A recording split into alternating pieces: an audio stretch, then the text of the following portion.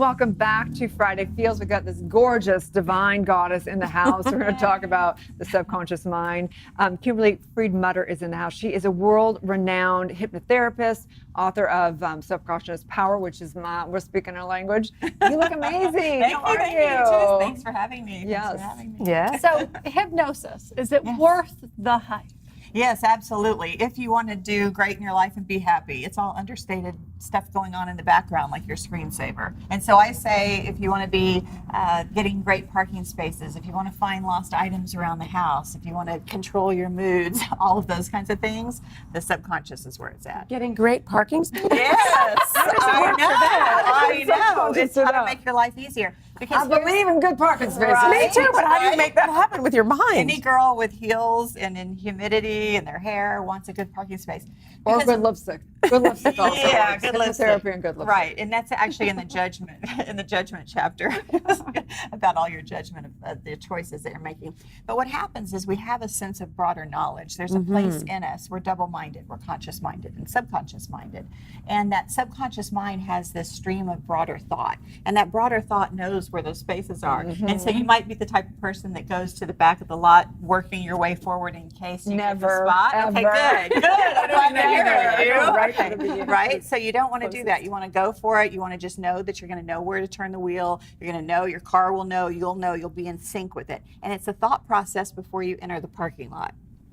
So it really is a mindset to get there. The folks that publish this, the imprint at Simon & Schuster is Atria Books, and they published The Secret also.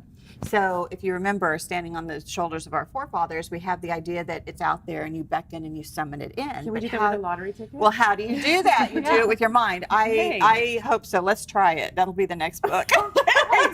Let's try it today. Beyond parking spaces, Right. how have you seen these results in your personal life? Have you seen her ring on her finger? Well, like it's all over her. Let me just say, materialism or not, it really has. And the reason I got into hypnosis was because I had been hypnotized, and I'd been hypnotized for a few fairly serious things to me. One of the less serious things was stage fright, and I was going after this radio show, KLSX 97.1. I think we had that conversation, Howard Stern station at the time, and I never would have gotten that had I not been hypnotized out of that issue.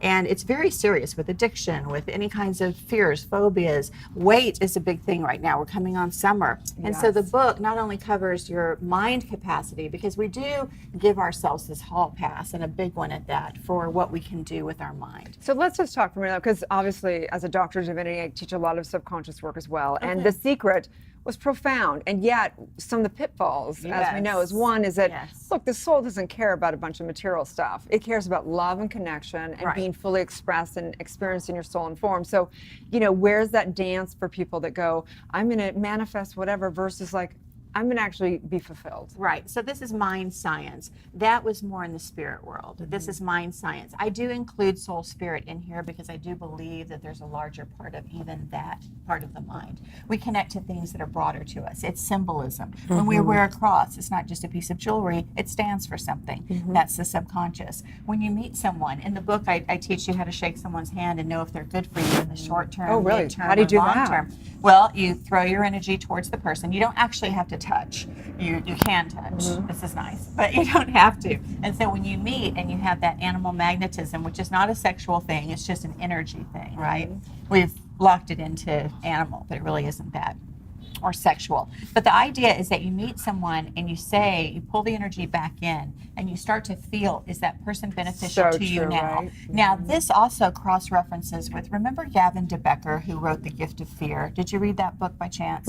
He is a security consultant, and a very famous one at that.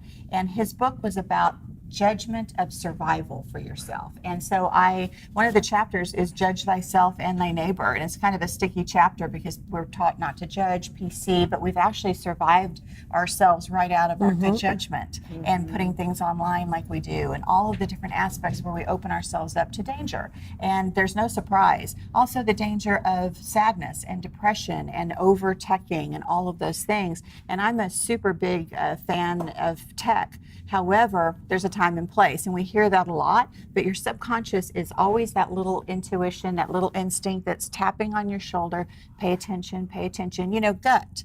gut is actually your subconscious. So you're saying the point is whether you shake someone's hand or whether you're doing whatever, you've got to go out and then feel the energy back and go. Bring your energy back and in. I completely agree. I mean, I can just track someone. I can just think about somebody and go, they're in alignment, they're not in alignment. Right. You It's don't just actually simple. even have to be in their presence. Yeah, you don't but have we to be in their started that presence, way. yeah. so How that does you can somebody really feel. how does somebody practice that and get more in tune with that? Because I have made many wrong Right? Haven't we all? business partners, and I got it all wrong. Yesterday. Right, yesterday. This morning. Spots this morning. Maybe tomorrow.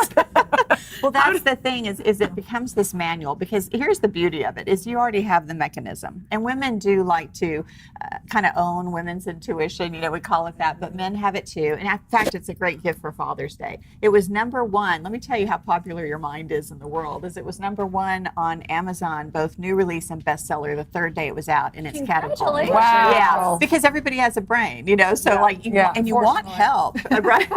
But we get it to work for you. So tell this is just a everyone, how-to. where can they work with you? Where can they find you? So I work all over the place. I'm an on-call, like the old doctors used to be, house calls. I do that a lot. But online, it's KimberlyFriedmutter.com, and then more importantly, Amazon has it. But great for fathers because it came out the demographics: 48% men, 52% female. So men are into self-help, and mental awareness right now is such a big deal. You have Oprah teaming with Prince William and Harry on Heads Together. You have all of this. Lady Gaga's enjoying now mental health.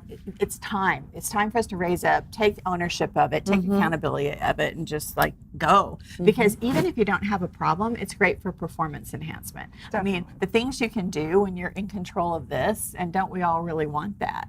So It's true. I love Very it. interesting. Yeah. Well, Thank I you am so much. very impressed by all of it. Thank you so much. Thank Now I'm gonna you. hold And you were good for me. Yeah, You're good for me. yeah. And you were good for me. I'll be your next client. Stay tuned.